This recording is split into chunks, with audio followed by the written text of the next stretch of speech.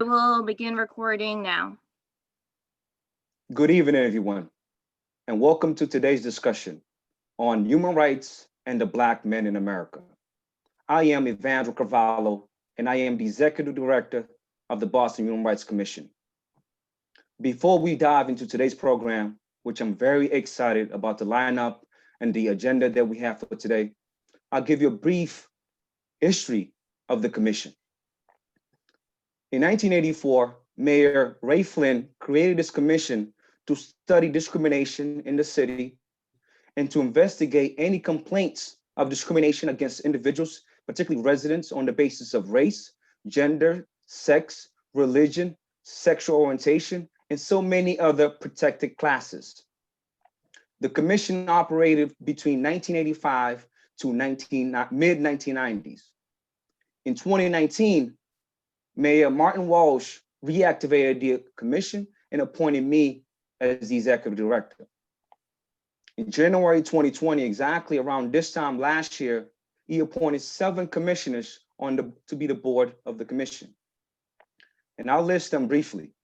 They are Chairwoman Margaret Mckenna, Commissioners Leonard Lee, Leslie Harris, Robert McCarran, Reyes Coleteche, Ann Russo, and Ben Goldberger. These are all tremendous Bostonians who volunteered this time to this important cause of the Boston Human Rights Commission. Since then, since January of 2020, despite the struggles of 2020, particularly COVID-19 that we all suffered through, the commission has held 7 public meetings and has gotten to a strong start. We have identified several areas that we want to focus on. And actually, this event is part of that focus. Marginalization of Black men, oversight of the Boston Police Reform Task Force and the Health Inequities Task Force, protection of immigrant rights, the digital divide, protection of LGBTQ residents, particularly transgender individuals in the city of Boston, and finally, combating housing discrimination. That being said, let's talk about this event. Now, it's called the Human Rights and the Black Men in America. We hope that today's keynote presentation and panel discussion can amplify this important dialogue on the experience of Black men in America and in the city of Boston. Our experts will teach us about the marginalization of Black men, the trauma that comes with it, and the necessary healing for Black men in America. At this point, I'd like to just briefly do some logistics. One, this event is being recorded and we intend to use it. And I'm hearing that, in fact, it's going to be shown in local TV sometime soon. There's going to be Q&A in the end, but we encourage everyone to get involved in the chat rooms and put them the questions and get the discussions going. At this point, without further ado, let's begin the program. I want to start by introducing our keynote speaker, Mr. Brandon Jones. Brandon Jones is a psychotherapist, professor, and behavioral health consultant from St. Paul, Minnesota. He will give us a presentation on the link between historical and current trauma-related issues of Black men and their communities. Brandon, are you ready to go? Absolutely. Take it over. So, yep. Thank you. Absolutely. Thank you. Thank you for the introduction. Thank you for having me. It is an honor to be here and be a part of this event. This is important for us to continue to talk about not just the legacy of Black men, but also the healing and the futures of Black men, because we all play a part in that. At this point, I'm going to share my screen and we will begin with the keynote. So my keynote address is titled Black Mental Health: From Survival to Sustainable Wellness for Black Men. It's very important for us to understand that Black men did not just get into the shape that we're in a vacuum. There have been many different things that have taken place that have led us to where we are today. I'm only going to touch on some of those things and set really a good foundation for our panel discussion later on today. A little bit about myself. As you heard, I'm a psychotherapist, professor, and consultant based out of the Twin Cities of Minnesota, born and raised. And unfortunately, like many Black men, even many professional Black men, my work is both personal and professional. I'm known for doing work around trauma. I've survived a household and an early life experience with a lot of domestic violence. One time is more than enough, but I've seen plenty. And being able to develop throughout that, grow throughout those, and still seeing community issues that weighs on a young child. But I had good mentors. I had people who looked out for me. I had curiosity that led me to another level. I've been in the social service profession since 2009. My educational background, I have a bachelor's degree in sociology from the University of Minnesota. I have a master's in community psychology from Metro State University, and have another master's in psychotherapy with the emphasis on marriage and family therapy from Adler Graduate School. Another notable thing about myself is I'm a 2013 Bush Foundation's Leadership Fellow. And with that work, I focused on social and emotional intelligence development of African American adolescents.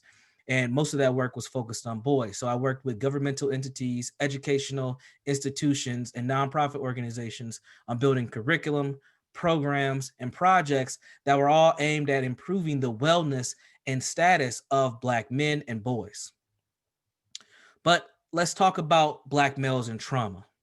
Throughout my work, one of the things that I've noticed is that Black men have been in a consistent state of grief that doesn't always look like grief for a long time.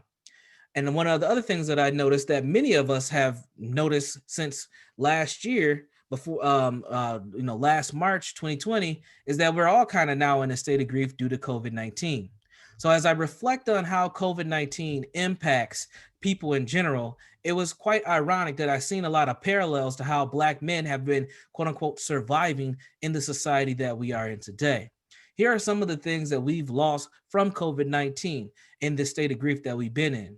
Many of us have lost access. We've lost our normal routines. We lost our ability to choose. We've lost connections. We've lost opportunities. And unfortunately, we've lost people who've passed from the actual virus and from other things during this time. Now, we're all dealing with this grief together as a society. Really, as a world, we've literally adjusted to this grief. It has shifted our culture and our environments. And it was perplexing to me because even with that, most Black men that I know have already been dealing with these similar issues, and we don't realize that we're in this consistent state of grief, and we're literally just surviving and moving forward through it day by day. This is what we call ambiguous loss, significant loss that takes place in our lives. Sometimes we recognize it and sometimes we don't. So I don't want that to get lost as we go through the rest of today's keynote, but I want you to think about how much more complex have people's lives been due to COVID, and then think about people who already had extreme complexities, who've been marginalized, who've been dealing with historical and intergenerational trauma for so long. How have their lives been impacted by not just the pandemic, but everything else that has happened during the pandemic? So there are 5 main emotions that many Black males express. Doesn't mean that this is the only 5 they have, but these are some of the common ones that are expressed. We have shame, we have fear, we have anger, we have grief, and then we have an emotion that I call the pursuit of happiness. Because most Black men that I know, even some of the scariest dudes people think of, the roughest and toughest, they all have this pursuit of happiness, which the closest emotion that I can attach it to is hope. They have hope for their children if they have them. They have hope for themselves. They have hope for their community. And we can't lose sight of that. When we look at the issues and the problems of Black men, it's not that they are hopeless and that they are just evil monsters.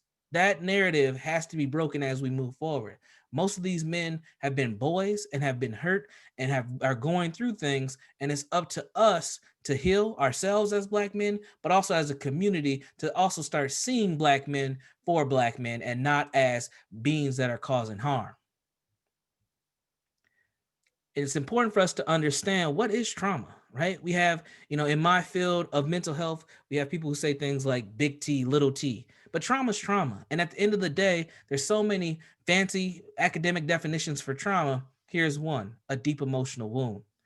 And one thing that I know about deep emotional wounds is that they're closely connected to toxic stress and toxic stress environments. We see this all the time. And unfortunately, when people grow in toxic stress environments, their trauma almost ends up being normalized, where you don't see it because it's so consistent, it becomes, quote unquote, part of their culture. And then folks start to pathologize us on how we do and how we are responding to the environments and the situations and conditions that we live in. So keep this in mind. Trauma is a deep emotional wound. but those deep emotional wounds show up differently at different times. We have what we call racial trauma. Racial trauma or race-based stress comes from dealing with racial harassment, racial violence, or institutional racism. It is often compared to post-traumatic stress disorder as the symptoms are similar with irritability, hypervigilance, anxiety, and depression. One of the ramifications or the ripple effects of racial trauma is something we call racial battle fatigue. And many people have this, but we're talking about Black men tonight. Black men who deal with racial battle fatigue. How do I show up when I show up in the room? Should I tone down my voice? Should I try to shrink my body? Should I wear a hat or not? Should I wear a black mask to protect myself during this coronavirus pandemic? These are all things that Black men think about because we're always thinking about what? Our safety. Is this a safe environment for me to be in? Just how I show up. That weighs on a person's soul. That weighs on a person's state of being as a human. But unfortunately, in this society, Black men have had to carry ourselves that way to not offend other people or to have cause harm to other people or have harm caused to us. And that's very important for us to think about as we go. Dr. Kenneth Hardy, who's one of the leading scholars on racial trauma in this country, states that racial oppression is a traumatic form of interpersonal violence, which can lacerate the spirit, scar the soul, and puncture the psyche. Now think about that. We're talking about that deep work. We're talking about how it actually impacts and affects us as people. And think about that in the context of a Black man in a society that is that's supposed to be a patriarchal society where you have men who are in leadership positions, but as Black men, we don't get to have those same privileges as other men may have. Now, one thing that's important to understand, though, is our trauma is not us. We can't let our past captivate us in our growth. We have to be able to understand that the things that happen, but that's not the end of our narrative and our story. It's important for us to understand how stress shows up, right? We talk about stress in three different levels, three different ways. We have positive stress, which everybody has, right? You wake up late, you forget to find the link to that Zoom meeting you're supposed to get into, you're running late. That's positive stress. You forget to plug in your cell phone, so your battery's almost dead. That's positive stress. Everybody has that. Then we have what we call tolerable stress. It's like losing a loved one, right? Grandma dies. It's unfortunate. It shouldn't, it's painful. Your cortisol levels are going to be raised, but over time, your cortisol levels should come on down. But then what happens? Grandma's birthday, anniversary, holiday season, cortisol levels will go back up because you're feeling that anxiety, that stress, and that grief of losing someone. But over time, it should go back down. And as you move on in life, your stress levels should kind of level on out.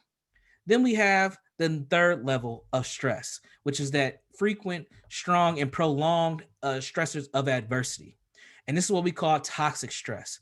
Cortisol levels are high and remain high. And typically they remain high because people are in environments or situations that support that level of stress. These are toxic stress environments. So the toxic stress stays high. Many Black men are in that toxic stress level and area all the time, just showing up as who they are. And it's become normalized. And this is why you see statistics with stress-related health disparities. And if you break it down by race and ethnicity, Black men are always high in that list. And then in some areas, if you have an indigenous population, indigenous men are high on that list. There's a historical trauma that's linked to that. So when you think of things like hypertension, diabetes, when you think of those things, there's a reason why we're high on that list. It's because of the historical trauma and the things that we've been through over time. We are in a state what I call survival stress management.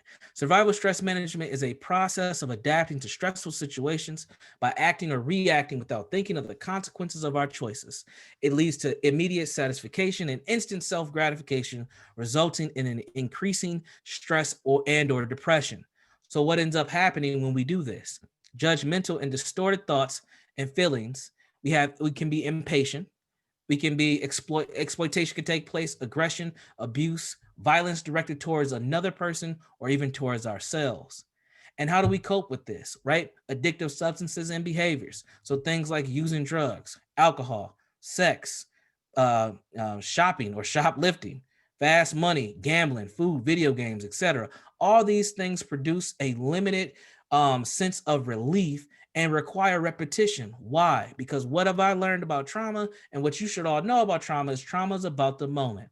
I want to feel good right here, right now. I'm not thinking about what the consequences of my actions are going to be. I'm just going to respond to the stimuli in the moment because I want to feel ease.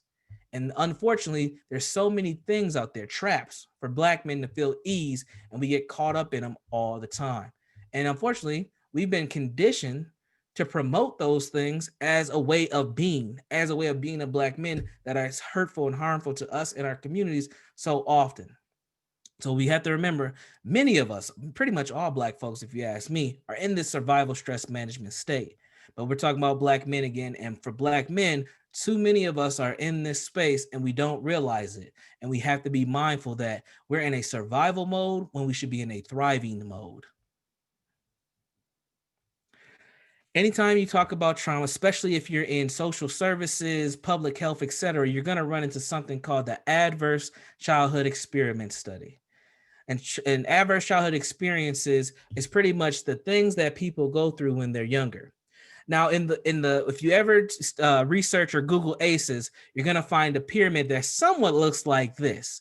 But the pyramid usually starts on that purple level of the adverse childhood experience or the complex trauma. And then it goes to the disrupted neurodevelopment.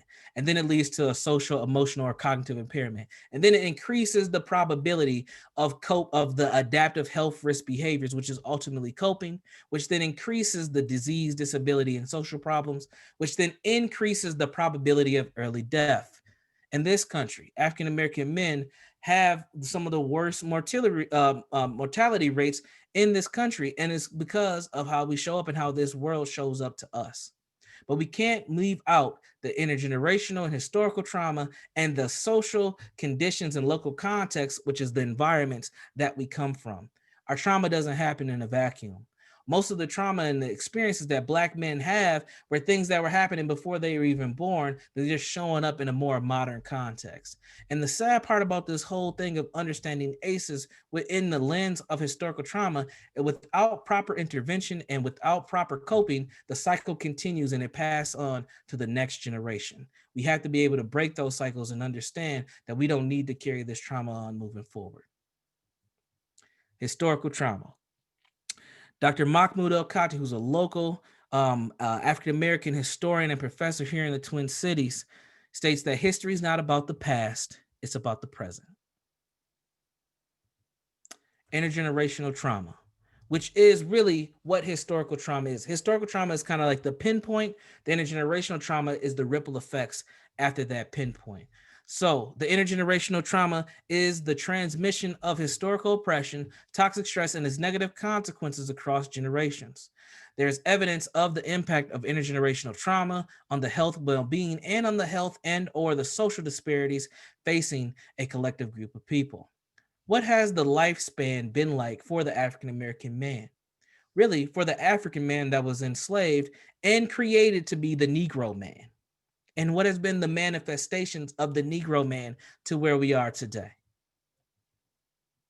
One of the things I want to highlight, I'm not going to get too deep into, is this concept called the institutionalized generation. This is probably the first time many of you have heard this. This is kind of like my claim to fame when we're analyzing what is taking place. And we're about 3 generations into this institutionalized generation. Something happened during the 80s.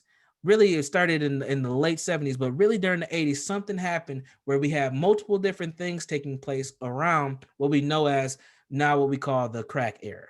It was a major time and a major shift in our community. It was the first time we had a drug epidemic that hit women extremely hard, crack cocaine. And what do we know about Black culture is that we have a matriarchal culture where women have a lot more voice, leadership, and influence than any other ethnic group that I can think of around the world.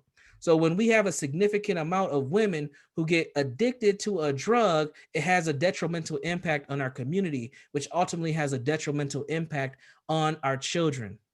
Also, this was a time period where Black boys, young boys, got introduced to a job market called drug dealing, where the older guys got smart because of the Reagan era and the crackdown and said, hey, little man, I'll give you $50 if you drop this backpack off downtown to some man named Reggie. What 15-year-old is not going to do that and make that quick money back in the 80s? So what happened? The crack era is introduced. Our fabric of our community starts to rip and shred a little bit. And then we end up in this space of inferiority and dependency on things that are beyond ourselves, like social services. So the governmental entities come in, the nonprofit entities come in to help the community, and we develop culture around those things till we get to what we see today, what we call the new Jim Crow, high numbers of mass incarceration. We hear about the school to prison pipeline all the time. We still have high levels of Black men unemployed. ADHD, damn, right? We have, and one of the things that I've noticed as a clinician, when I get diagnostic assessments that were done before they came to see me, almost every Black boy got ADHD. That can't be possible. Throwaway children, which is an academic term where we have high levels of children in foster care, adoption, and transitional housing, and then ultimately fragile family dynamics. So what does this say? This is connected to one of the classic psychological understandings of Maslow's hierarchy of needs. And for those of you that know about self-actualization, this is like reaching the high pinnacle of yourself. But how do you get there? You get there by securing each level on this pyramid. Physiological safety, love and belonging, esteem, and then ultimately you can reach the highest level of yourself. And I find this interesting, this concept, because when I put this in the context of gender and on race, and I look at Black men, we are stuck at the bottom two levels. We are stuck and we are chronically dependent on things beyond our families, beyond our community, and outside of ourselves on these base two levels. How do Black men reach self-actualization? Which leads to this, how do we get here? So we have the timeline of white supremacy. These things didn't happen in a vacuum. They did not happen overnight. We're not going to be able to go through this whole timeline, but I wanted to show you a graphic on how we got here. There have been systematic things, multiple things, some things that aren't even represented on here that have related to how we got here. Black men came to this country as a commodity, as a resource for other people to build wealth and prosperity and freedom. And we're still fighting for our slice of that American pie, so to say. And through this time, there have been several things, legal things that have prevented us from getting there. And these are just a few. So we need to consider and we need to think about, how did Black men get to the place that they are in? And then we think about what we've been fighting for as a people. We've gone through 246 years of chattel slavery, being property, having everything stripped from us and being told who to be. We're really GMO people. I like to call us GMO Negroes. We're literally a creation, and many of us were bred to be who we are today. Then we had 100 years of Jim Crow and segregation, what I call Jim Crowism. And now here we are still fighting 56 years of civil rights, right? Citizenship rights, and we're still fighting for the same thing. So we have over 402 years, and that's not even counting the transatlantic slave trade on where we are today and how we got into the position and condition that we're currently in. However, you have to be resilient in the face of adverse times. Healing. How do we define healing? Healing is a consistent process of efforts to create peace, balance, and justice. This is what we need to be thinking about when we're helping Black men, when we ask Black men to create peace, balance, and justice. And in order to do that, we need to have what I call post-traumatic growth. And post-traumatic growth has 5 domains, which I'm gonna go over here in a moment. But ultimately, post-traumatic growth or benefit finding and positive psychological exchange or change exist as a result of adversity and other challenges in order to rise to a higher level of functioning. This is where we're at. Ultimately, post-traumatic growth highlights the benefits of emotional growth, stronger relationship bonds, and a different perspective on life. Let's get into those 5 domains. Number 1, personal strength. Trauma often leads to self-doubt. We recognize our abilities to handle challenges, increase our sense of capacities to survive and prevail. And we must believe in our own possibilities. As Black people, we have a communal strength. We talk about being resilient to dealing with pain. We eat pain like Skittles, but we need to talk about thriving through the pain and getting to another level, not just taking the hits that we've taken over time. We need to develop healthy relationships, finding support and networks to help move forward. set strong boundaries, and let our expectations be known. Black men need to have voice, and we can't have our voice shut down, and we can't be penalized and talk about, we're mansplaining when we're sharing our concerns as well. Being afraid of being vulnerable is a major obstacle for Black men. Unfortunately, vulnerability in our community could equal death to so many Black men.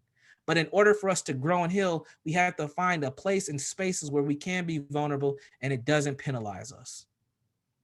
I need to have appreciation for our appreciation and a purpose in life. So understand what is important to us and why we value what we value.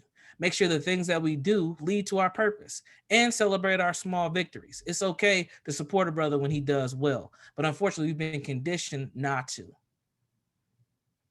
We need to have consecutive constructive choices. Don't be afraid of new experiences. Explore new information, spaces, and places. As Black men, we need to grow. We need to see ourselves as global citizens, as universal man. And that's okay to grow and to get exposure, because that's how we learn. Other people do it, why don't we? Exposure and consistency are key. And having compassion for ourselves is very important. We need personal development as well. We can't be afraid to find out who we truly are or who we truly want to be. We need to invest in ourselves, and we need to keep it real with ourselves as well. Some of us ain't in the best position that we need to be in, but we need to keep it real with ourselves so we can get in a better position. So ultimately, post-traumatic growth is the process of post-traumatic growth can lead to improved relationships with others, more compassion, openness, appreciation for life, spiritual growth, personal strength, and a renewed sense of possibilities in the world. We need to be sustainable with our wellness, right? And in that sustainability comes a sense of social support, comes a sense of meaning and purpose, comes a sense of effectiveness. So sustainable wellness includes these three elements, and we have the abilities to do these things, but we need to be honest with ourselves and support one another in order for us to push forward. Resiliency versus post-traumatic growth. So being resilient, which we are, is the ability to recover readily from illness, depression, adversity, or things the like. The ability to regain shape. However, what I'm saying is don't just regain shape, but morph into something bigger, which is post-traumatic growth, a new level of functioning and perspective. It is a transformational response to the adversity that we experienced. Nothing can stop Black men from doing this but ourselves. And we have to continue to support and uplift one another till we get there. So with that, remember, healing is a journey. It's not a destination. And as Black men, we're all on our journey. And on that journey, you're going to meet different facilitators. You're going to need different tools. But don't forget that we're on our path. And I'll pause there. Thank you. Wow. Brandon, thank you. That was unbelievable. Thank you for, in fact, yes, if we were in a space at City Hall somewhere, I would have asked all of you to give him, a grand clap, because what he just set off for us over there is unbelievable. So thank you for such an in-depth presentation on the trauma associated with the common experiences of Black men. So I appreciate that. The next phase of today's discussion will build upon this and sort of, go into the next step of discussing and breaking down what just happened, what we just heard, so we can learn more. So the next step, as I said, is a panel discussion. It'll be moderated by Dr. Craig Andrade. He is over at Boston University School of Public Health. He is currently an associate dean, a professor, and many other things. I'll let him introduce himself, and from then he'll introduce the other panelists, and we'll go from there. Doctor? Thank you, Evandro. This is a pleasure to be here. I feel honored to be among these leaders of men and illustrious Black men across this panel discussion. I am, as a background, a nurse, an athletic trainer, strength and conditioning coach, massage therapist with a master's and doctorate in public health. Spent a good amount of my career working with racial equity and research around fatherhood, adolescent health, resilience, and here we go. I'll ask everybody to raise their hand when I mention your name as an introduction. We have Robert Lewis Jr. is the founder and president of The Base. Hayward Fennell is the founder of the Stanley Jones Clean Slate Project, and Robert Lewis is founder and president of Pathway to Redemption. Welcome all, gentlemen. We're going to spend some time going through some questions, and I will invite each one of you to respond to the questions that we have, and then we'll continue to have discussions through those as we move forward. I'll on occasion decide to ask a particular person this question, but otherwise open it up to all of you to decide on how you might want to respond. Given the information we have received in the keynote speech with historical timeline of white supremacy in America, how are Black men still being marginalized?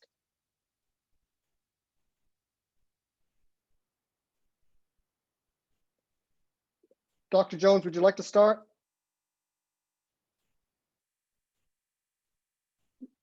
You're on mute. Yep, sure, I can start with that one. And that's a big question. You know, we're being marginalized in many different ways. There are some legal things that are marginalizing us. Like I think of child support, and I think of so many Black men who struggle to maintain healthy relationships with themselves, with their partners or former partners, and with their children due to the legal ramifications of things like child support. I think when I look at education as well as one of the ways that Black men are marginalized, where we have some of the worst outcomes educationally from as young as kindergarten, first grade. That is a major detriment to the outcome and the trajectory of Black men when we're not getting adequate education very early on. Another way that I think Black men are marginalized is through how we're criminalized, the things that we do. Do you know that one of the things that still perplexes me to this day is something like the loitering law? Like Black men just being in a space together is against the law. Like we just can't be places. Like that's problematic. That comes from slavery. Or actually it comes from after slavery, where Black men, if you were corralled together, that was considered to be suspicious, and you could get picked up and get put on a convict lease and shipped out of state or to a different town and work on a railroad.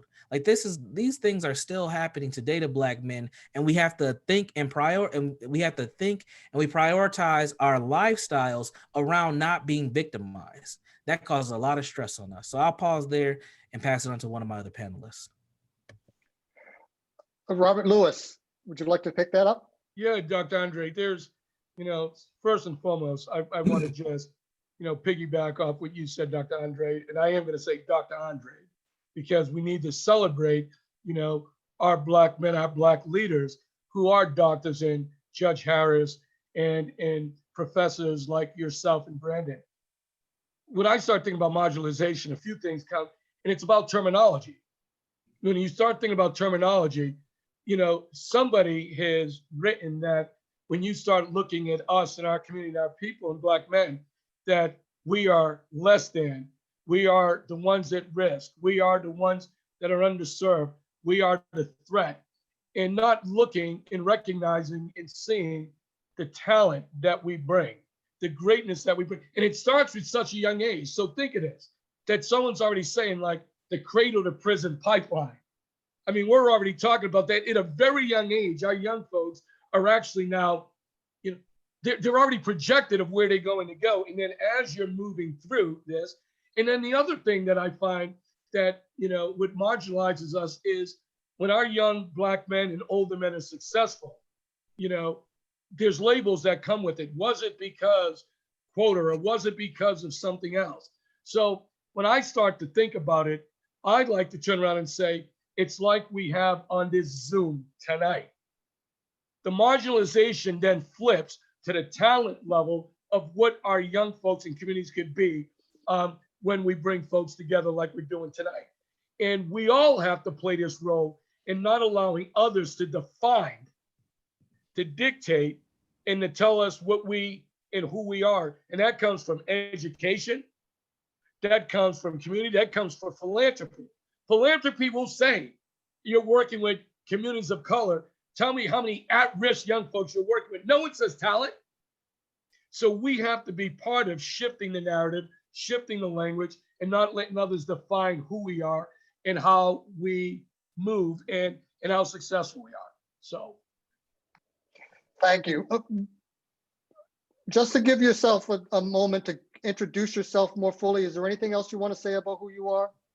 Oh, I'm sorry, Robert Lewis Jr., the founder of the base, and the things I'm most proudest of. I'm a Boston Public School grad, grew up in Boston, know all these brothers on the Zoom, but I'm just committed to the empowerment and the power of our young communities and our young folks, and also using sports and education as a vehicle for urban talent, which is American and global talent. So we're using sports and education to move the agenda forward. Thank you. Thank you. Mr. Lewis, would you like to introduce yourself and then answer that question? Yeah, Robert Lewis, longtime resident, Boston. Grew up right in Jamaica Plain. Grew up right in the, in the heat of the drugs, the guns, and all of that. I like what Robert said. I think this marginalized piece is really about how do we right now be able to correct that within ourselves through our teachers, through our parents, through our coaches.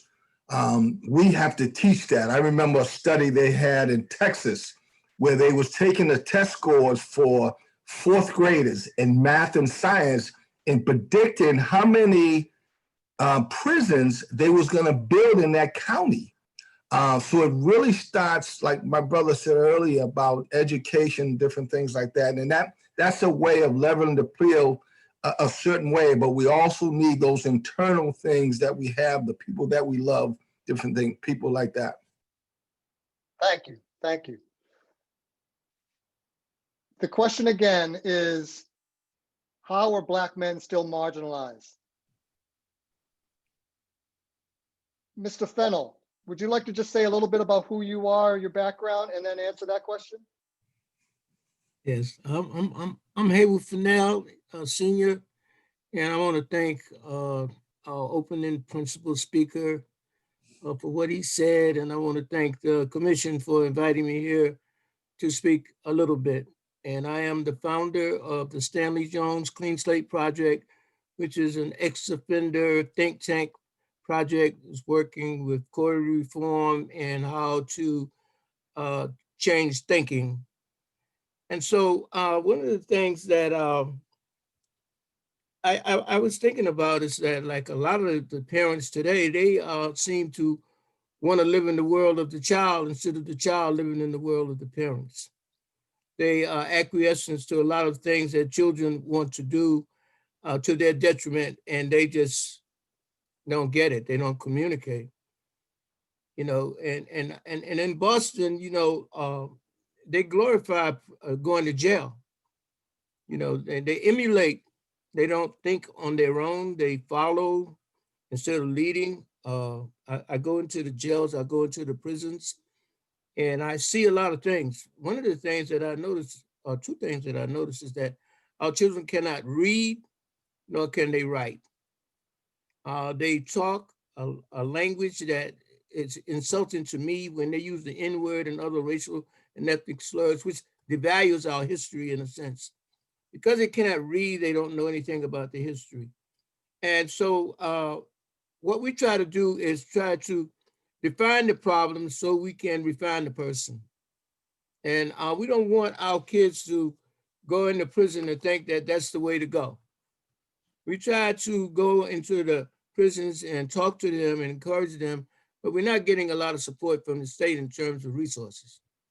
And so I think that we need to continue to have these kind of conversations, identify with the issues that our children are going through, because we have some issues, but they're a little more extreme today. They kill more than they save.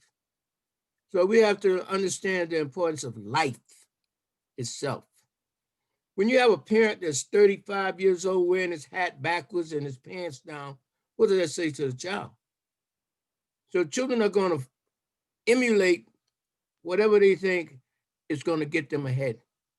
And a lot of the fathers, unfortunately, are involved in criminal activities. They will try to hide it from their kids. They do it, and kids are encouraged to get the fast dollar, go for the flash, cash, whatever, and end up in jail. Thank you. Brandon, can you say a little bit about what you think marginalization's impact is on Black men? What does it mean for Black men?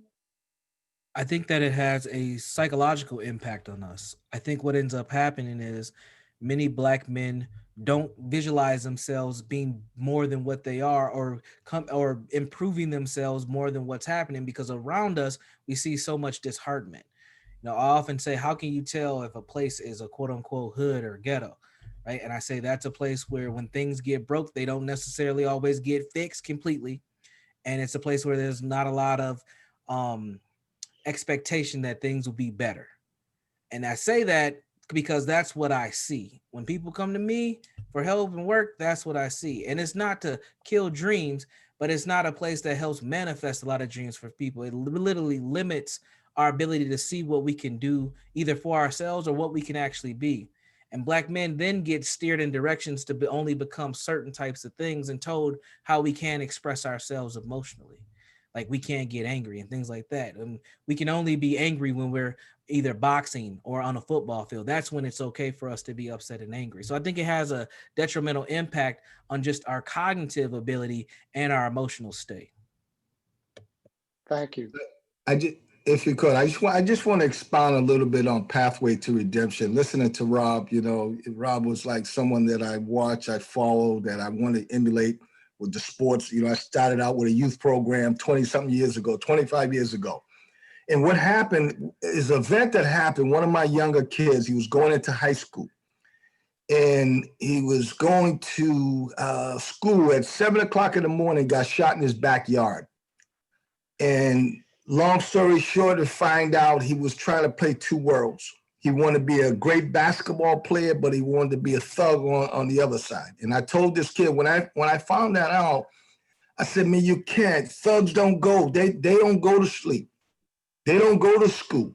They stay, they don't go on the basketball court. And I changed my thinking about, okay, I have to try to do something different. So I created Pathway to Redemption. I had it right in Dudley Station. And one of the things that the panel knows, the recidivism rate is so high.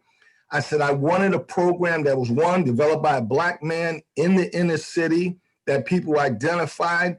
And the brother shared about this toxic environment. I didn't want that to be, because once they hit Dudley Station, everything explodes. All the isms come back again. So the program was down there, and that's what made me develop this program. You know, we did so that was the whole premise of it. Just trying to do something. They were adding something, jobs, different things like that.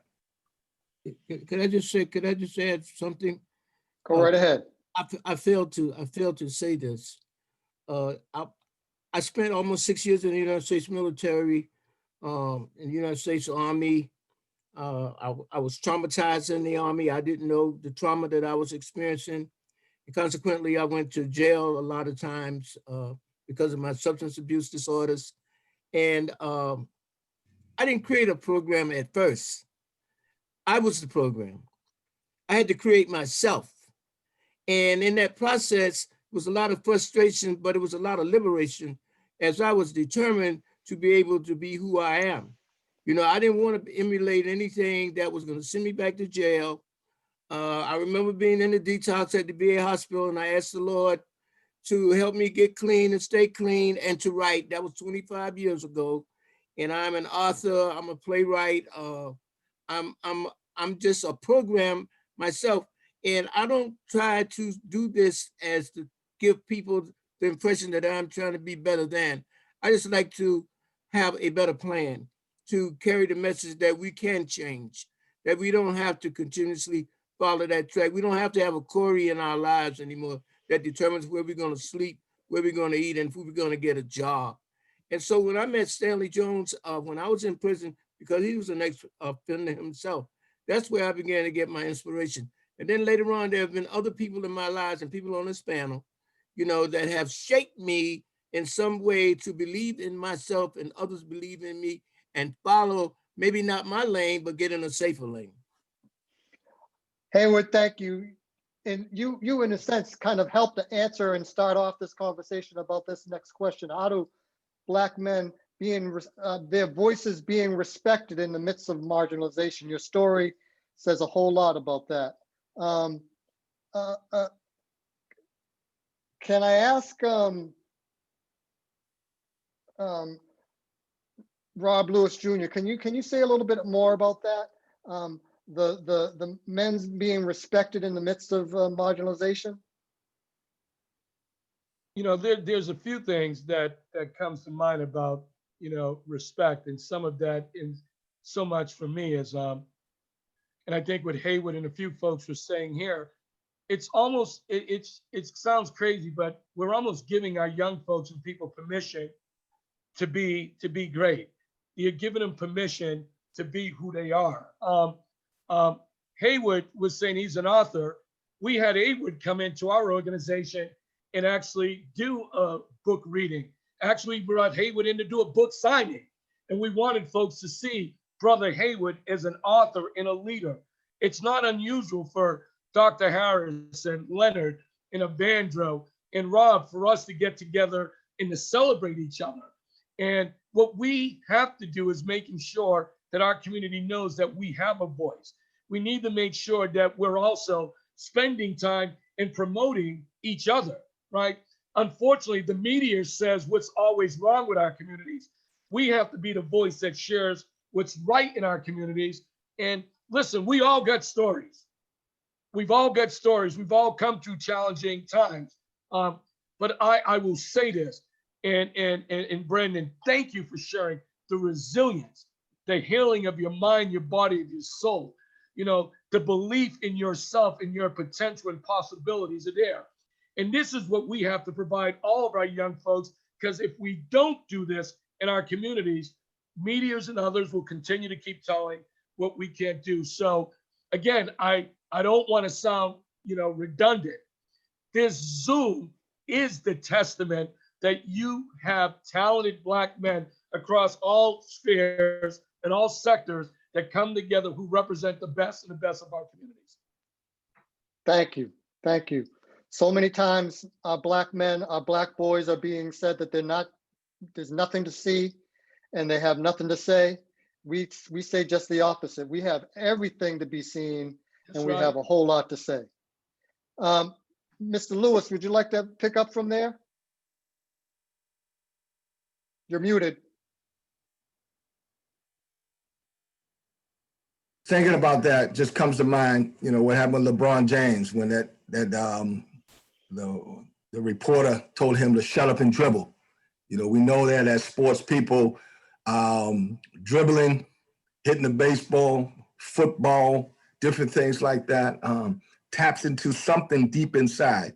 Phil Jackson said there's more to sports than sports.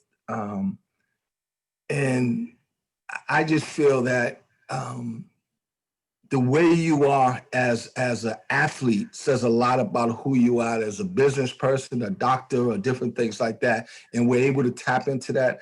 I think the marginalization also is, as we are going to talk about this, is changing the narrative. Like, what does that mean? What does that mean?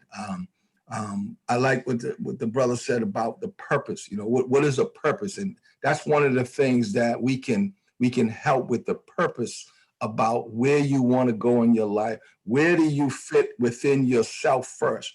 How do you, you might be marginalized outside of yourself, but within, let's try to tap into that. How do we get you to say self-love? How do we get you to feel that self-love, that piece? Thank you. Dr. Jones, you want to say a little bit about, from your perspective, what Black trauma looks like? Yeah, that's a deep question. Unfortunately, Black trauma looks like Black culture. We have literally adjusted and adapted our culture around being marginalized, being subjugated, and being, pretty much a lower class. And what I mean by that is not that we need to be a higher class. What I'm saying is we literally have to develop culture and having things not go our way and being subjugated. And it doesn't mean that there's not beauty in that. I mean, from everything, from the religions that we worship, from the clothes that we wear, how we name our children, where we live, all those things have been shaped by being in a system of racism and being in a system of white supremacy that has put a concept, an idea of who and how we should be. So to me, that's what Black trauma looks like. And unfortunately, we have internalized that systematic white supremacy and racism into what I call anti-Blackness, and we perpetrate those same harmful things amongst ourselves. That's what Black trauma is. Thank you. Mr. Lee, would you jump in on this? Introduce yourself, please. Hi, I'm Leonard Lee, one of the commissioners on the Human Rights Commission. And, it's interesting that some people will look at this panel and think we're the exception, but we really are the rule.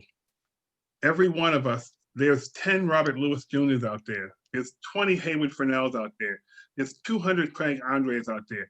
There's 50 Robert Lewises out there. There's 100 Evadros out there. There's 500 Brandons out there. The problem is, and let me not forget Honorable Judge Harris.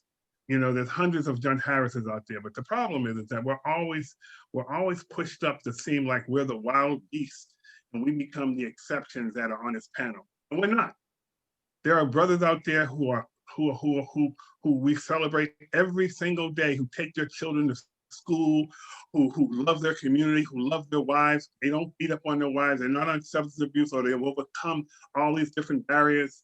And one thing I think has to be heard is that the dysfunction is not the norm for us. And this is not to take anything away from our wonderful Black sisters, our wonderful Black children. It's like, how do we heal ourselves? How do we move? And so that we can break down all those barriers and all those myths about us. So I just want to, as I'm listening to the panelists, I just want people not to think that we're we're magical Negroes, because we're not. We're pretty standardized in our thinking and our loving and our caring and our embracement of our families, our community, and our society.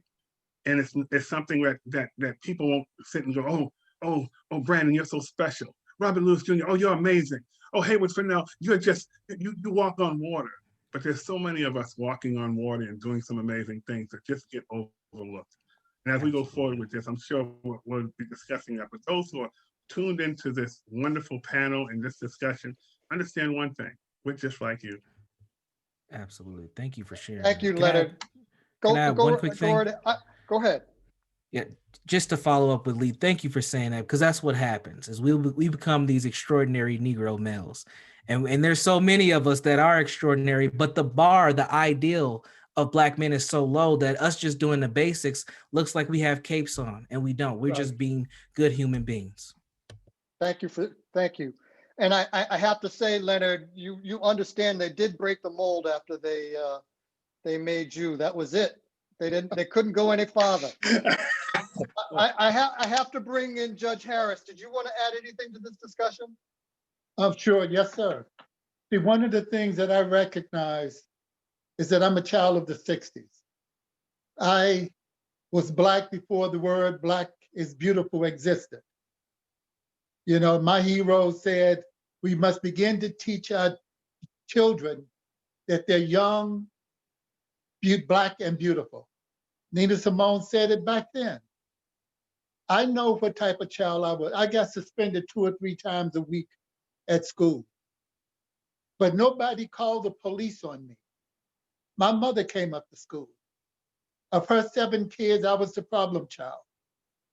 Today, for the same behavior, children get criminal records, and their lives are changed forever. We live in a society that has criminalized childhood behavior in the inner city, not in the suburbs. I spoke at one of the suburban schools to a group of students. I said, what happens if you get in a fight? Oh, parents have to come up to school, not the police, the parents. So we live in a society that sees our children as a threat. And they start getting identified in a different way than white children. And the struggle that we have is to let our children know that they're young, gifted, and Black, that they are beautiful, that they have so much to give to society. When I have worked in the prisons and I spent some time up at Norfolk, I met so many men who were more capable than me, who were much more talented than me. And they're sitting in prison, not because they were different than me, but because they took a left when I took a right, just by chance. I know that I was traumatized as a child. And if I had come across the first guy that stabbed me, my life would have been different because I knew I would have been in prison. And I live with that because no one ever said and talked with me about trauma and about healing and about how to let go of anger. And I sat in courts and I was disrespected by young white lawyers. I'm the judge and they're telling me what I can and cannot do 1 year out of law school. And they come in and feel like they could give me a lecture. So yes, we all go through it. But yet I had to bite my tongue. See, I watched Barack Obama. I know what he went through. You know, he was on the south side of Chicago, so I know he wanted to slap the mess out of some of these folks, but you can't. And that is another form of trauma that you have to live with. So I'm happy that we're getting this conversation started. I'm happy that I get to serve on the Human Rights Commission here in Boston so that we can further this, so that we can bring people together, so that we can talk about how to change the lives of Black men. So thank you. Thank you, Judge Harris. Thank you. Brother Haywood, can you jump into this conversation? You want to add something? I always want to add something. I really do, you know, because I remember when I first went into prison. I didn't go to jail until I was 28 years old. But then it seems like I did a straight 28 years. But when I came from up under the maze of using drugs, as a lot of the other guys did in the prison in New York, there were some brilliant guys in there, man. Guys could think and they could write. They had talent. They could write music, you know. And then I think about Malcolm X reading the whole dictionary and educating himself up in Norfolk, where I eventually ended up. But today, when you go to prison, they don't do anything for you.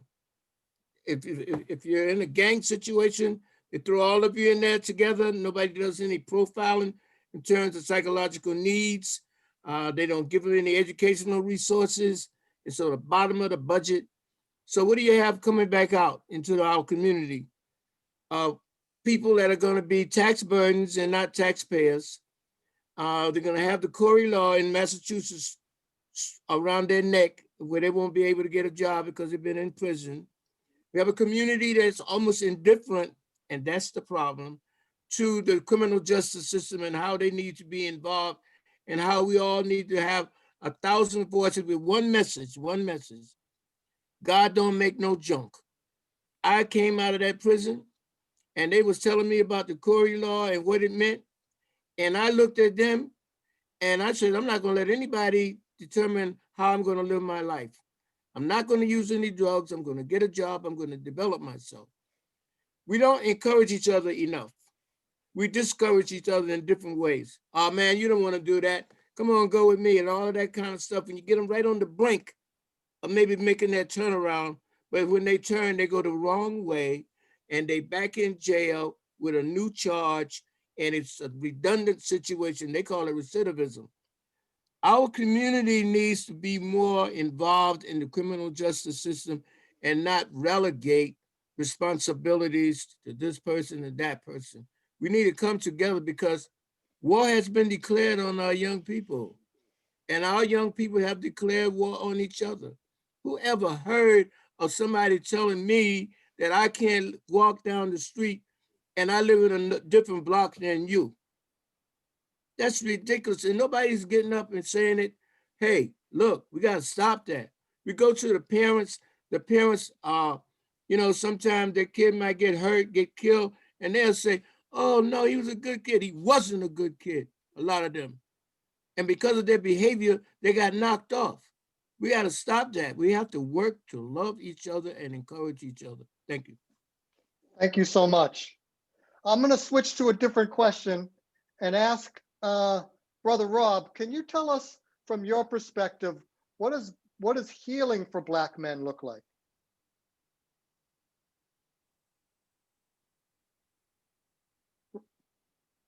Robert Jr. Oh, okay. I'm sorry. I heard Rob. I was looking at, honestly, Dr. I was looking at my senior, my elder. Oh, I'm You know, sorry. I was giving him that respect, you know, because that's what we do, right? How do we heal? Respect our elders, right? So, hey, Brother Rob, I got nothing but love. My apologies. You know, no, Dr. Andre, that's a great question, because I feel like I'm still healing. You know, I feel like I'm still healing. You know, one of the hardest things is it feels at times, you know, if you're taking a step forward, then there's a couple of steps back, right? And you know, part of the healing for me, and tonight is a big one too. It's this reminder, and it's this celebration of these brothers on this Zoom.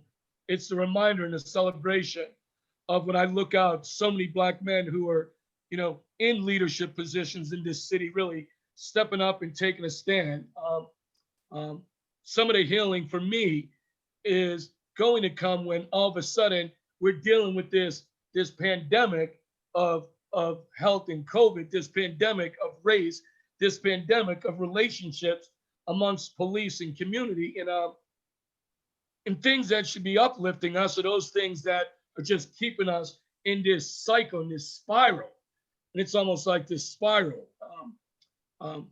So for me, I get healing, and it might sound as simple as this.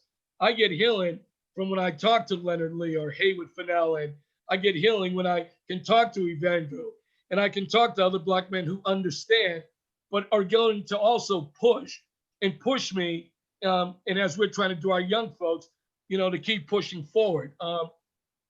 But I'm not gonna lie to you, man. Tonight is part the healing while a lot is going on.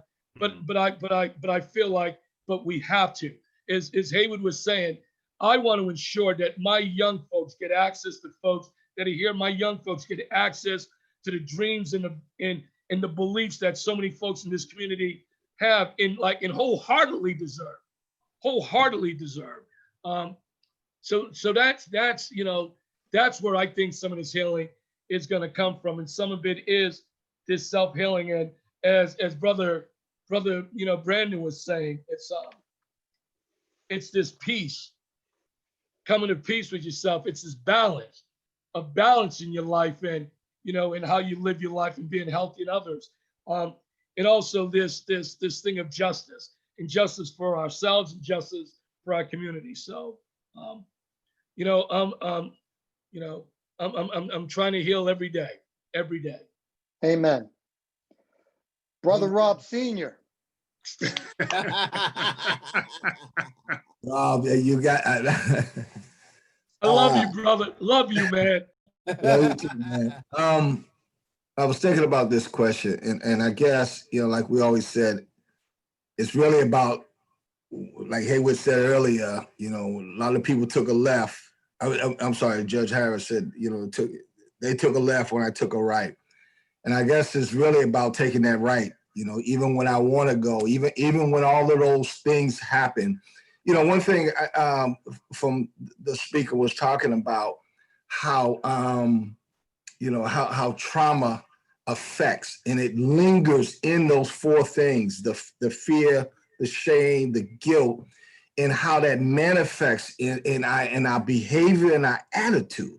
So I guess it's more the healing piece is when you know someone that had that whatever they had in them, and they learn to change. I mean, I guess that's the healing, and appreciate and acknowledge that, man, we see that you changed. We see that you're doing different. We know you went back to prison 5 times, but this time you're staying out here. Oh God, I said a whole bunch of good stuff. Oh my goodness. No, we only lost you for a second. Keep on going. Oh, okay, all right. I was getting excited. It's really about acknowledgement. It's really about building, like we've been talking about, doing things. You know, people say, well, we're talking about, you guys are just talking about it. No, we're living this. We live in this every single day when the young folks, when we can say, listen, we don't talk it, we just live it. So I guess the healing part is just seeing more of us and more of them doing the right thing, in spite of all of this stuff here. I got to share something. Celebrating it, Rob, celebrating it. Yes, I got to share something. One of the, so my granddaughter, she's 12. I took her to one of the biggest rallies they had this year. And it was at Franklin Park, thousands of people. So it got a little tense about 6 o'clock. I said, okay, to myself, I said, honey, you ready to go? Man, I had tears in my, she said, I'm not ready to go. I'm with my people. This young girl relished in that. She wanted to be a part of something positive no matter what, you know, and I'm thinking, man, this is getting a little tense. When she said that, oh my God, she said, I'm with my people. And I think more of that about who we are as a people. Let's celebrate that. When Avado was talking about human rights, what is that about? My rights to be a human, to express who I am, but in a positive way. Thank you. Brandon, can I bring you into this discussion? What do you think healing looks like? Absolutely. Well, first, we need to understand that we have to get away from saying we're going to heal and think of it as a destination and think of it as a journey, because it's an ongoing process. You know, I tend to talk about the 4 strategies to helping the wellness of Black men and Black boys. The first one is allow boys to be boys. We adultify Black children, period, but Black boys so early. They become little man before they can even learn how to tie their shoe. We got to let little boys be boys and enjoy that process. We adultify and give responsibilities. And a lot of that's due to that survival stress management I was talking about. But boys need to be boys. Number 2, help Black boys and Black men, if you don't already have it, develop a vision. I meet so many Black men who don't have vision. They have fantasies and thoughts of things that are super grandiose, but a vision to where you're going. And when you have a vision, that's how you connect to purposes and things of that nature. Number 3, be a direct connection and an indirect connection. What I mean by that is a direct connection is Black men need apprenticeships and mentorship. We need to be shown how to do stuff right. Everybody on this panel has figured out how to do something in a field, and we should have at least one Black boy behind us that understands the field as well. When I originally went to school, I originally went to go to school to be a dentist. I didn't know, and the only reason why I didn't know a Black dentist, and I knew dentists made money because I seen my dentist driving a Bentley. So that's what I said I'm going to go to school to do. But I didn't know nothing, so I almost flunked out of college because I had no mentors, no network, just trying to figure it out on my own. Now, I probably could have still became a dentist, but I didn't have what I needed, that apprenticeship. And then we have to also role model behaviors, right? We're all in positions. Black boys and Black men watch us. They respect us. When we show up with them ties on and them sports coats, we get a different type of attention. So we have to be able to stand in that and model a behavior that represents something better for what Black men can be and do. Then lastly, help Black boys see their constructive impact in the world. So often Black boys are told what they do wrong. Pull your pants up, turn your hat around, tuck your shirt in, all these things. They see the negative impacts of what they produce. But when they do something good, we don't give them the credit. And we have to be able to help facilitate an environment where we can help them celebrate those small victories and see that they do also have a constructive impact in the world. And I'll pause there. Thank you. Evandro, I have to bring your wisdom into this conversation. We can't let this go by without you contributing. Do you want to add anything to this conversation about healing? Thank you, Doctor. Honestly, I was willing to just let the experts speak on this. But I when I think about healing, as I approach 40 years old, I think about taking time off. I think about, to be honest, praying and being vulnerable with my wife, if you will. I think about talking about the struggles and the trauma that I suffered. I, for instance, did not become a Black man, if you will, until I was 15 years old, right? Because I was born in a Black country and just only saw Black people, right? Race was not a thing. In fact, Leonard Lee and I spoke about this not too long ago, right? I was born, some of you know this, I was born in Cape Verde Islands and lost my father at 11 years old, right? And came here at 15 years old and in Dorchester, going to Madison Park, just trying to figure out language, basic survival skills. At the same time, being influenced by things that were beyond me that I didn't understand, right? That landed some of my closest friends deported and killed killed in Cape Verde, right? And so when I think about trauma and the experiences I've had, and obviously, I'm an attorney. I went to Howard University School of Law, and I to some extent consider myself a privileged Black man, because albeit, as many of you said, I'm not the only one. There's 500 of me, but it is, I was that close essentially to not be in this panel, right? As so many of you indicated, right? And so when we were talking about this panel discussion and putting this event together, just hearing Judge Leslie's talking about his experience. I mean, this man is phenomenal, right? And it's been a mentor to me. And hear his experience at being stabbed, right? His experience being a judge and dealing with some of the stuff that I see in my capacity, right? So I think, as Brenda, you said, really is a journey, right? It's a journey to sort of get that space to understand it's okay, right? It's okay that you went through whatever it is that you went through as a Black man in this country, and how you heal, how you treat my little 2 girls that I have at home, right? Was screaming downstairs. All of that goes into this healing, right? As I said, I'm privileged to say that I've had significant roles, if you will, where I was a prosecutor, I was a state rep. I'm DED of this thing now, right? It's all great things by any measure, if you will, but really nothing is better, nothing's more healing, if you will, than that kiss from that little girl, right? That, in fact, just the other day, I was putting my 5-year-old to bed. She refused to go to bed until I put her to bed. She says, Daddy, I look up to you, right? That moment, that's a healing moment, right? Because it's pulling, it's making me vulnerable as a Black man that's thick skin, if you will, right? That's used to sort of been, that walk around with that chip on your shoulder, if you will, right? So, but I'm healing as I get older and older. I read, in fact, I meditate. I do yoga. I did yoga today, right? So I'm not ashamed to say that. So I look for spaces that helps me sort of get in the comfortable with my skin as I age as a Black man, right? That I have this thick hair, right? That I can grow, right? But it's so much to packed that I think just talking about it, just being in a space with each other and learning that, again, others, particularly as this space, or learning Leo, Judge Leslie, have gone through even worse things that I have, and I'm like, okay, I'm okay, right? So I think this space for me has been healing. And again, I thank all of you for participating. And I see, obviously, we're having a great discussion. I see some folks, Supreme Richardson, the man, he's commenting. I see other people commenting. So hopefully, in the next 5 or 10 minutes, we can bring some of them to talk about what they're going through as well, and help all of us drive this topic forward. But thank you, Doctor, for bringing me in. But I'm happy to just kind of witness all this glorious things that are happening in front of me. So thank you. You're most welcome. And this is, I feel like I'm being nurtured every time I'm hearing every voice come through. We're closing in on the end of this portion of our event. I want to bring some of the last words from our elder statesman here and ask Hayward, do you want to end us with a few comments, and then I'll ask Judge Harris to say a few words. Be glad to.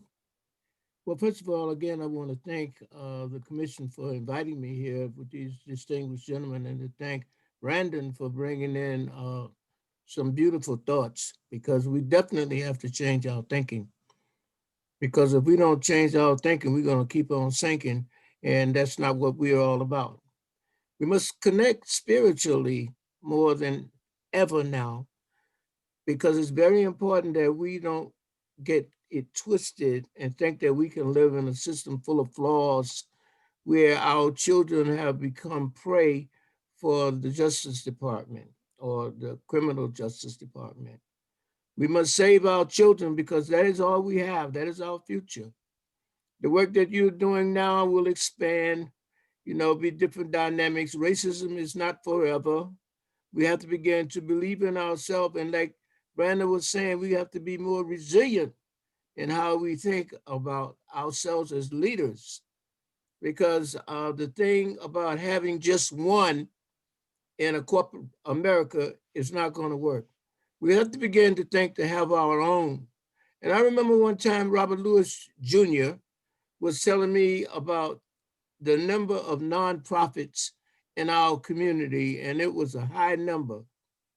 Nonprofits is not for us if we don't have a business plan to go with it to teach our young people how to be involved in being producers and how to be involved in having their own, which includes having our own educational system.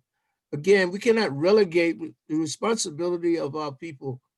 That's just like asking the hunter to tell the story of how the prey got caught. He's not going to tell the right story. He's going to make himself look like a hero. And we should always, always respect our elders. Respect our elders. Yo, Pop, yo, Uncle.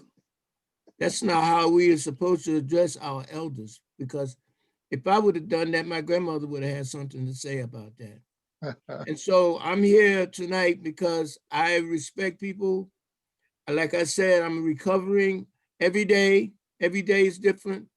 And I'm just so happy to have been here today with people that know me and know that I don't mind struggling if it's for the right thing. Thank you. Amen. Amen. Judge Harris.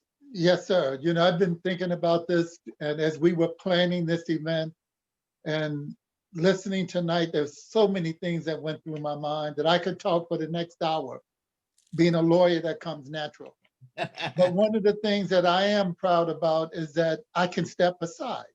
You know, I'm a senior now, and there are so many of you, young men and women in the community, who are stepping up. You know, a couple of years ago, we had a celebration at Northwestern University about 1968 takeover at the school. We changed the course of what Northwestern is. You know, I didn't get to the reunion, and I regret that, but I had other things going on. But I know that young people are now stepping up. You know, I know who Supreme is. I know that he's going to be out there fighting this fight. You know, I know that Ibandro is learning this, being a, you know, director of a human rights commission, but that his heart is in the right place and that he's putting forth the effort to help our community. I know both Robert Lewises, you know, and I claim both of you because I know that you're making a difference in our community. So as I get older, and I'm happy because I never expected to get to be this age, to be honest. So I feel blessed that these are my bonus years. And I want to use them to leave something. I want to leave, you know, a legacy of effort to improve my community and to address issues like trauma within my community, to stand against the negative painting of my community. I'm gonna do everything I can. I know that I've been blessed. You know, somebody asked me to write a book, what would you call it? I said, A Blessed Life. Because I know that it was not expected. I was told I'd never graduate from 8th grade by the assistant principal. You know, I hear that too often in our community, where young Black children are told what they can't do. But I celebrate all of you and those who took the time to come and listen to this discussion, because it shows that we have a community that can make the change. And I am here. I work with a program called the People's Academy that's trying to train our young people, people who have had issues in their life, to be able to earn a living. That should be the simplest thing to do. He should be able to open that school tomorrow, but he won't unless we get behind him and work on it. I looked at people like Robert Lewis, who took our young people to give them not just baseball skills, but life skills. And that means something to me. And so I thank you all for taking part in this. I know that this is supposed to be a kickoff discussion. This is not the end. We've got to talk about how to implement the healing in our community. We've got to talk about how to support each other without being jealous and condescending to each other. So, you know, I thank you. And I just want to let all of you know that I love being on the Human Rights Commission. I'm glad that we're doing this, and I'm hoping that we can do a lot more. Dr. Thank Andre, you. can I make Thank one you. quick comment? Like We're just a at quick one. time. Go right ahead. Yep. The only thing I'm going to say, you know what I love about tonight's Zoom and all of our community and all the Black men and women that are following this? We don't have to wait until February, Black History Month, to see a group of Black men come together. And we have to stop thinking February is the time to bring us out, right? We got to stop that. And we can be Black history is every day. And let's just make sure we're celebrating it. Thank you so much. Amen. And I guess I want to, I don't know if we get another chance, but I just had to bring this up. Last July, we did Leonard and I put on, put together a Black man's march and healing rally. And I think about, you know, this panel, I think about the thoughts, and I guess the healing part, because we got a couple of phone calls saying, man, why did you have to call it Black? Why didn't you call it this? And you color it, different things like that. So I'm hoping this conversation lends to the fact of who we are as Black men in the healing piece, to be able to do that walk with my son, with Black men in the community. And we had calls on, you know, women were calling up, well, why couldn't we be a part of it, and different things like that. We said, sisters, we love you. We love you. But be there at the end and support us. Let us do this.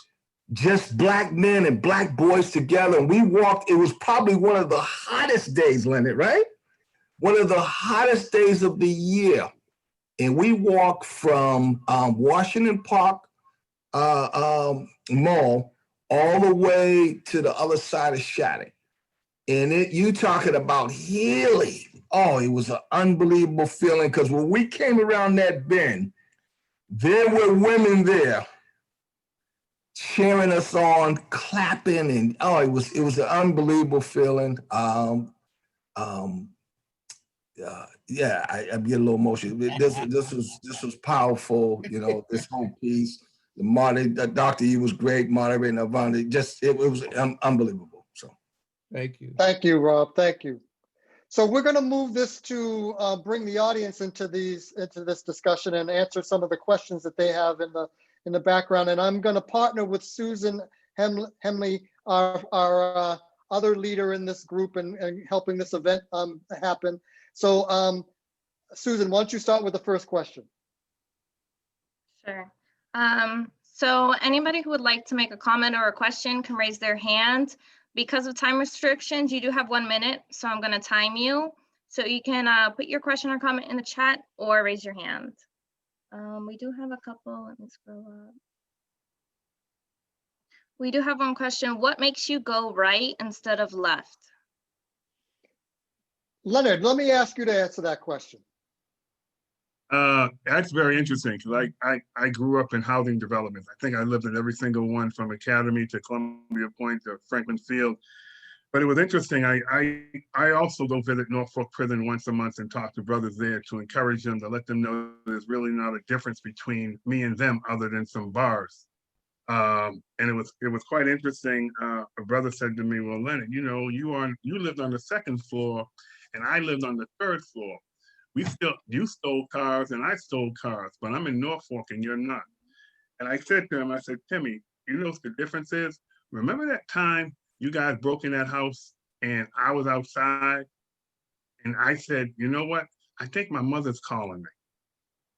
I said, it was a split decision I made in a matter of seconds that changed my life. That's what Judge Harris, as he was talking about that decision that he made, I made a decision at that time not to go into that house. They were arrested, and then their whole life after that fell into crime. But you know, one of the things that I try to share with people is that there's really no difference between, I'm not some magical person. And in a lot of areas, a lot of young brothers that I grew up with, they excelled in school. They were honor rolls and A and B students. and I was the one in 7F and 7G. I guess I would have been in special needs if it was today. But the difference was I never thought there was something I could not do. So I find it really interesting when people ask that question, what's the difference between going right or going left? Sometimes it's a matter of a second. And I did have a caring person in my life. I had someone who thought more of me than I thought of myself, that helped me make a decision. And in that split second of me saying, should I go into that house or should I be the lookout? No, I hear my mother calling me, let me go. Made all the difference in the world. And I'd like to add to that, because I believe in mentorship. And I know that if not for some other folks who believed in me more than I believed in myself, I wouldn't be here.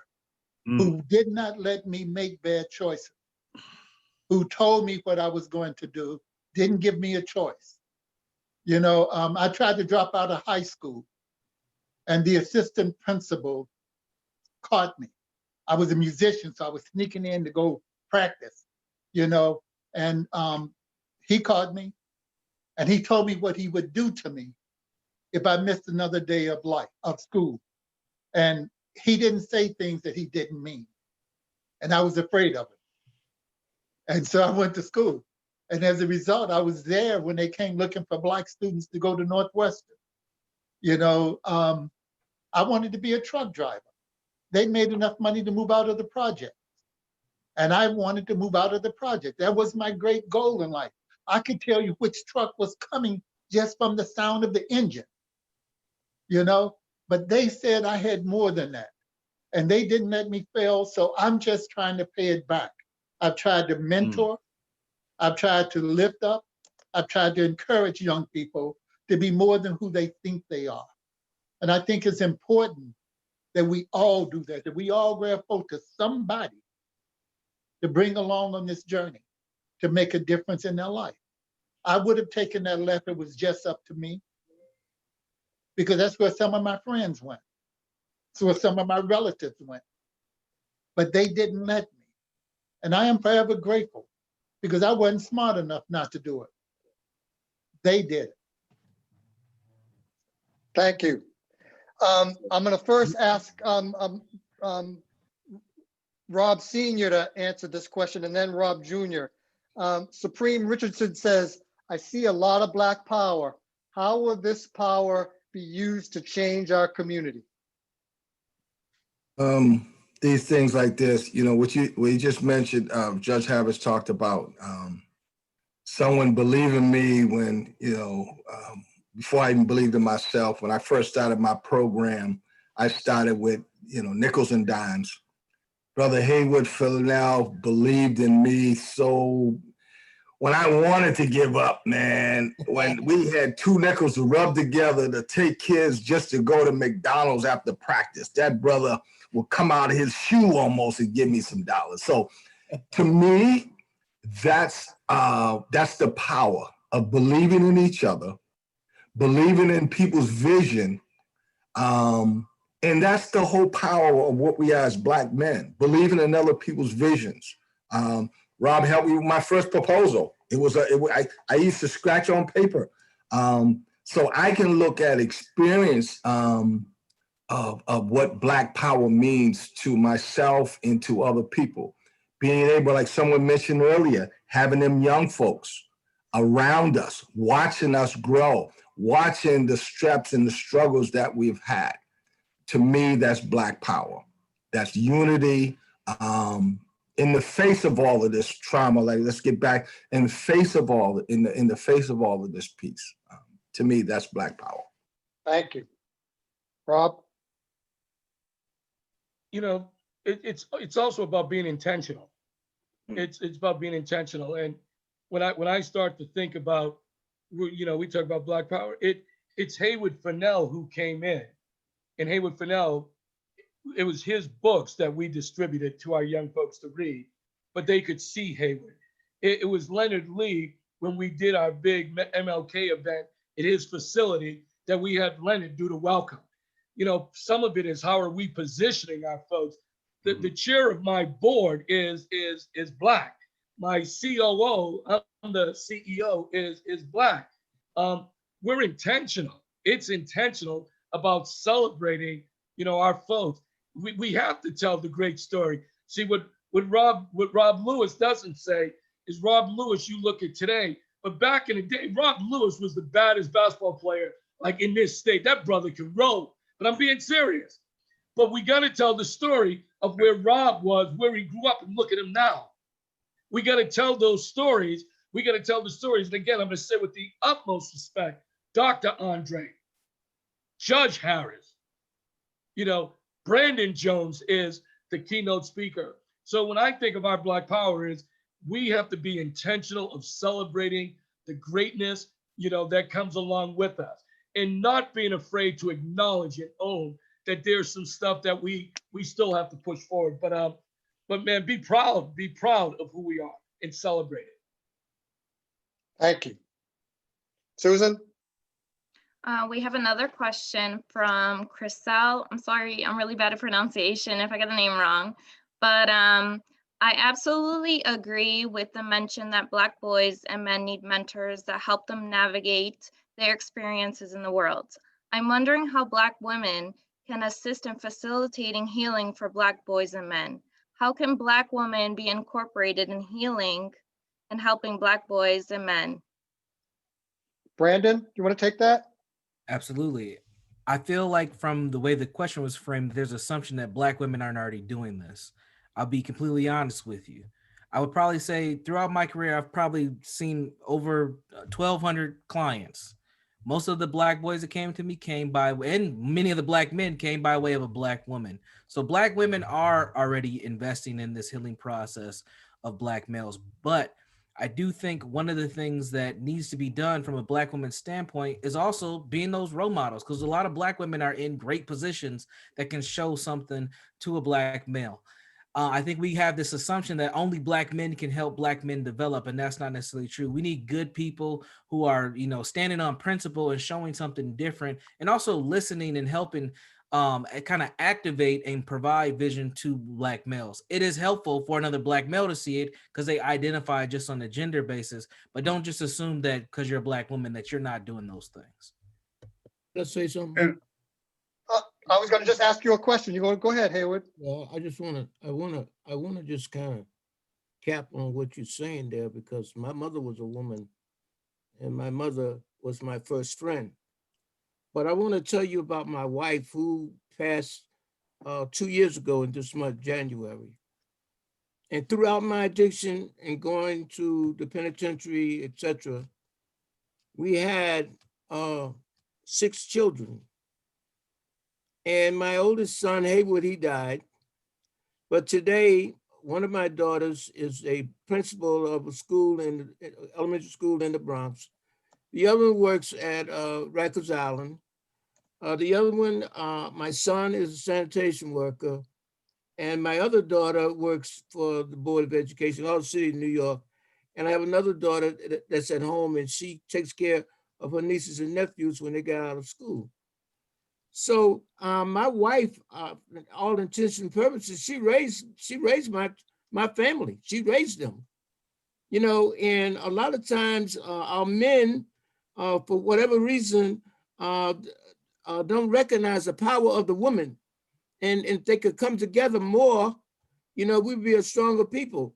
But a long time ago, I stopped using that B word around our women. That's one of the things that they still do.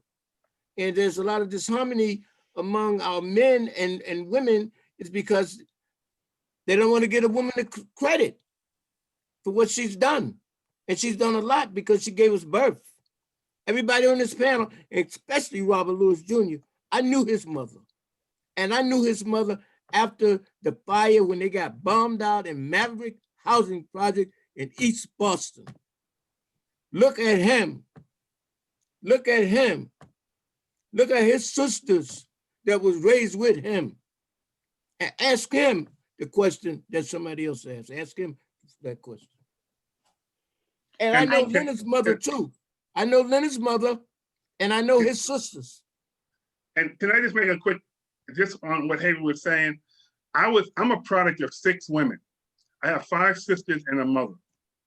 My strength comes from them. And my mother said to me, always become friends with another man, even though I had other brothers. And so for me, it was like, how can I be around men strong, or if not stronger than the women who raised me? So I give a tribute to women every single day. This forum that we're having now is a tribute to Black women, because as we heal ourselves, we will be better fathers, better providers, better community folks, better husbands, better boyfriends. All these things that come in and marginalize us as we're trying to navigate through this world of hate towards Black men has a direct impact on community and family. So I give tribute to the 6 women who raised me and all the other women who are raising children 9 times out of 10 by themselves. And it's not easy, but we're all products of a proud, strong, determined women who've done things that are unspeakable in some instances for the betterment of us.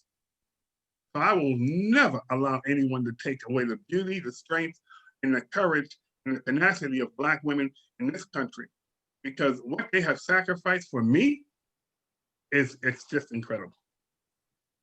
Thank you, Leonard. Susan? We do have an individual raising their hand. I'm gonna time you just because of time restrictions. You'll have 1 minute, starting now. Together we eat. Together we eat, I like that.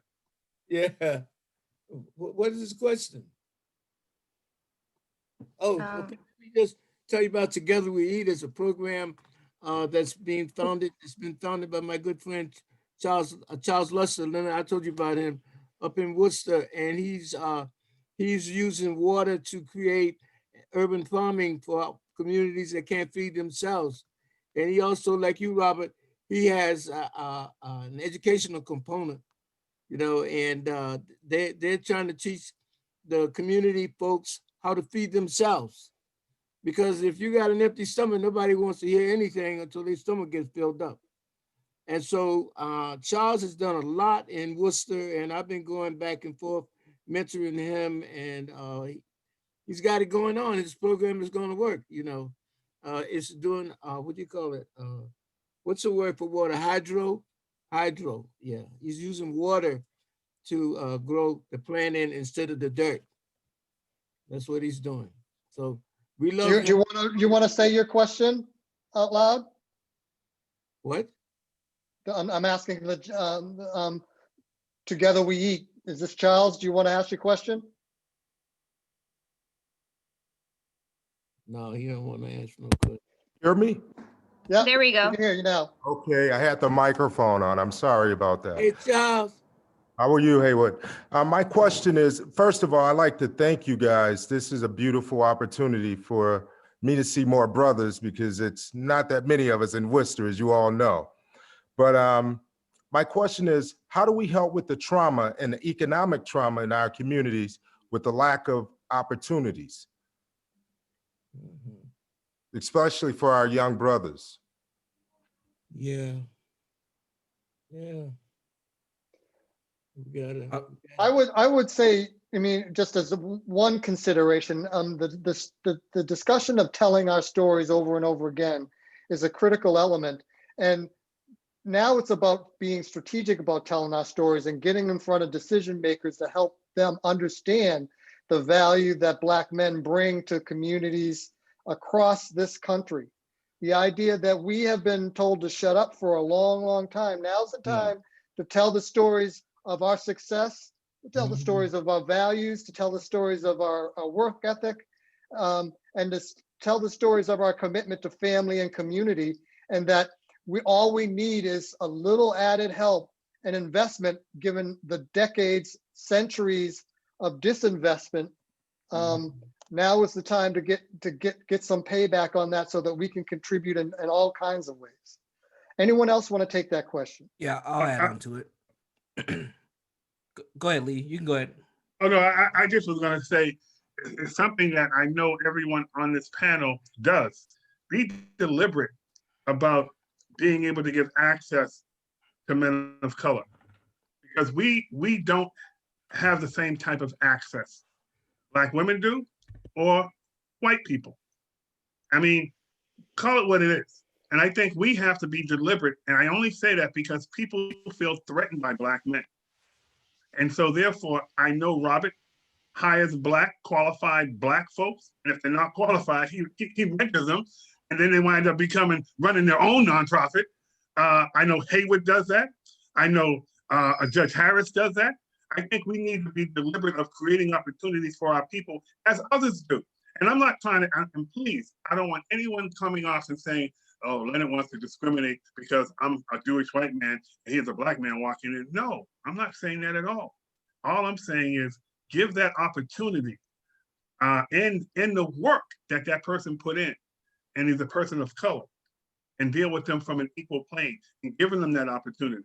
And if also, I think we have an obligation to mentor, to embrace, to love, and to teach Black males of being the examples that we need to be. So we can create the opportunity, and we have created the opportunities. We just have to continue so we can have a ripple effect so it can go on and on and on and on again. One of the things that, and I know all the panelists know this, there was a brother who was a lawyer, and he wound up committing suicide because he did everything right, and they still didn't give him his props. He did everything. Princeton, exceptional law firm. He did everything, and he never gave him partner. And it came out, didn't give him partner because he was an African-American man. But we have to create the opportunities so we can celebrate the beauty of us. Let me just say Thank something. you, Leonard. I'm going to get one more voice in before we finish this section of the thing. Excuse me, 1 second. Susan, you want to pull one more voice in? Yes. 1 more second. So we have Rob Lewis. Again, same thing, 1 minute. I will talk the minute you start. Can you hear me? Yes. So this is powerful. I've been listening since the beginning. Robert Lewis is my father. What you guys are calling senior, my father. So this is very impactful and powerful. I appreciate everyone that's on the line. And one question I had is I talked to a lot of young people, and what they kind of describe to me is they have all these things that they want to do. And I'm sure you as well, everyone on the call has had times where you have these ideas and they fail. And you continue to fail and continue to fail. And a lot of people that have seen someone that's successful feel that they never failed. And so if you guys can just talk about times where maybe you've dealt with adversity, but you had a breaking point. What was that breaking point where you said, I'm not going to take no for an answer. I'm going to do this. I'm going to make sure that I pursue my purpose, and what continue to drive you to never give up? And how do you get that message out to the masses? Well, look, can I just say something? Go ahead. I remember when I wrote this play about the Harlem Renaissance, and and I went to these philanthropic organizations, and they were telling me, they said, oh, this is great, this is wonderful, but we're not funding this. And I went to a lot of places, and Robert Lewis Jr., he was at the Boston Foundation. He gave us some money, right? But listen, when you have a dream, do not let anybody turn it into a nightmare. You got to keep going. You got to keep pushing. You can't stop if you really believe in it. You got to find some kind of way to open up something strategic where you could make some kind of money. Bass was selling water up in Eggleston Station. He had them selling water. That began to show them that there's some way of getting some cash. Now he's got a store online. We got to be innovative. But in Boston, we as a people don't even own a shoe shine stand. We don't own a grocery store. We don't own anything. And we need to change that. And the only way that we can do that is we got to go in our pocket, put that money together with a plan, go to that bank and tell that bank we got some money and we want to do this. Otherwise, we're going to still be waiting for the crumbs from the bums. Thank you. Thank you. This has been a really rich conversation from the panelists, and the questions from the audience have been really thoughtful. We're going to move now to the next section of this event, and I'll hand it over to Evandro. Well, can I just interject for one moment? Sorry. The chairwoman of the Boston Human Rights Commission, Margaret Mckenna, is on. She had raised her hand, so just one moment, just so she can get a couple words in. Sure. Just let me say thank you. This was tremendous. I really appreciate all of you participating, not just participating, giving us not just your time, but your wisdom and your soul.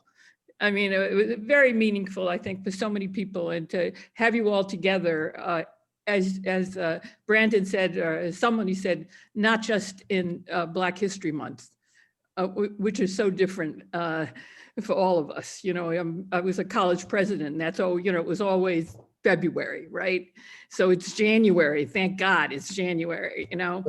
And I hope people are hearing this because it's just so important for people to come together, and it's such an important time in history now, in our country, in our state, and in our city. And I hear such concern in our city because there are people of color who are running for mayor, and serious candidates. And what I'm hearing from the powerful white business community is they are very, very nervous. Very, very nervous. This is the same group of white men who have controlled this city for 3 decades. And so this is like a Boston thing, but I'm hoping that the communities of color, and some of us who are a little more progressive and want to see the systematic racism in the schools and in housing and in transportation really be taken on in serious ways, that we see a sort of quite dramatic change and not let this same group of people interrupt this election and have significant control over the next 10 years like they've had over the last 30 years. So I'm inspired by tonight, and Judge Harris and I are in the same age group, I want to say, out of the 60s. I'm one of those people who has never given up, but I'm ready to move aside. I'm ready to move aside and let somebody take over. But Judge Harris, we have to have good people take over.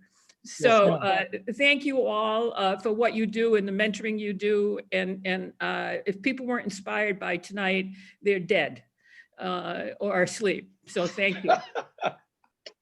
Ms. McNamara, I really appreciate your voice. Thank you for coming in and giving us those words of wisdom. Very grateful. So as I said, we're moving on to the next segment of Andrew. Thank you, Doctor. And I certainly want to say thank you to all the panelists that took the time to be with us today. As the chairwoman said, Chairwoman McKenna said, I think honestly, from all the perspective that you heard, you have to be inspired to pick up something and move on with this subject. And in light of that, actually, the commission has some ideas in terms of what we want to keep doing in this space. I definitely want to invite the two commissioners. Thank you, Leonard Lee and Judge Harris, who spearheaded this initiative. I want to give them last words, and hopefully, again, we can convene in some space, particularly as COVID hopefully dies down. Hopefully, we'll be in a room together and continue discussion and how we can continue to discuss the marginalization of Black men, the trauma that we experience, and more importantly, the healing that we need as a people. So, well, without further ado, I'd love to give, Judge Harris has done some of this, but I'd love to give both of them, again, Leonard Lee, as well as Judge Harris, some closing remarks and potential, inspire people for next steps. And thank you again, Doctor, for moderating this. Thank you, all of you panelists, for participating. Thank you.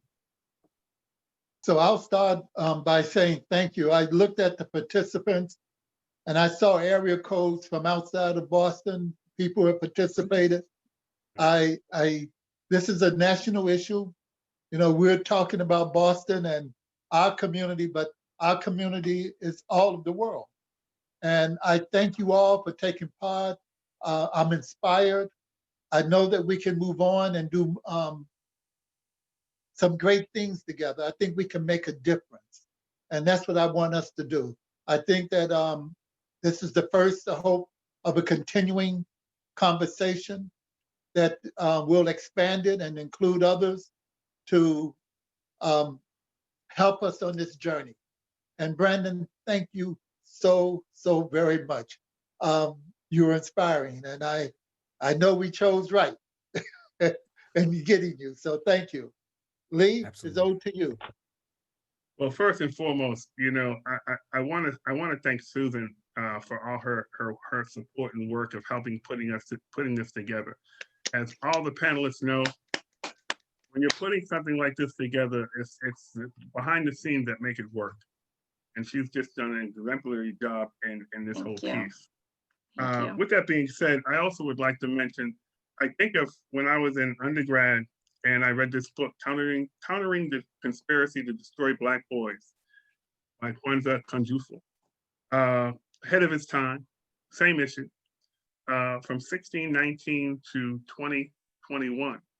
We are still having the same discussion about the focus on the destruction of the Black male, i.e. Black female, i.e. Black children, i.e. Black community. One of the things that has been so refreshing for me to be in a room with Black men, to talk about things that we experience that are very similar. You know, yes, I went to school, I've had good jobs, but I've experienced things that sometimes I think I'm in a nightmare somewhere.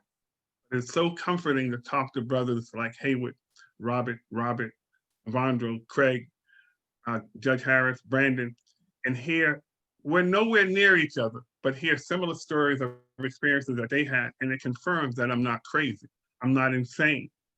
I am an intelligent person because they're experiencing the same thing. So I encourage other men of color, and it has nothing to do with what's in your bank account. It has to do with you being a person, a human being, that you experience things and being able to talk to other brothers to confirm that they're not crazy. Because you have a love for your family, you have a love for your children, you have a love for men. Telling another man that I love you is not something to be afraid of.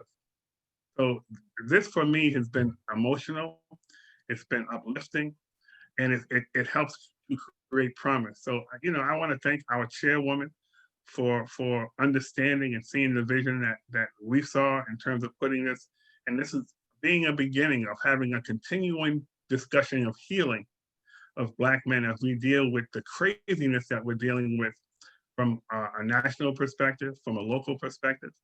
And yes, I think Chairman McKenna was right on point saying people are scared or nervous when they hear that it's a possibility that Black people may be in charge.